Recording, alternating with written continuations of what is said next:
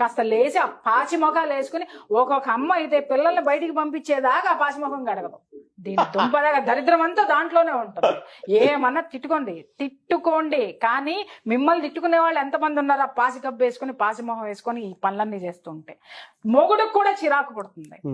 ఆ నైటీలు వేసుకుని ఇక తర్వాత గుట్టలు బట్టలు ఉంటాయి అబ్బాయి ఇంటి నిండా చూసినా కూడా. ఇలా దుంపలు దగ్గర ఎంత ప్రొఫెషనలిస్ట్ అయినా నాకు కూడా తీరుకుండదు నాగరాజు గారు.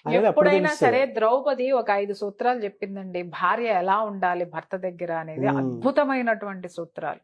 ఏమని చెప్పిందంటే, ఎప్పుడూ కూడా నీట్ గా ఉండండి భర్త ముందు.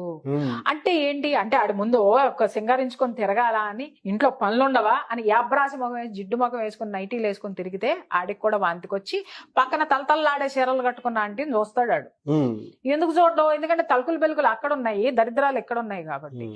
నీళ్ళే కదా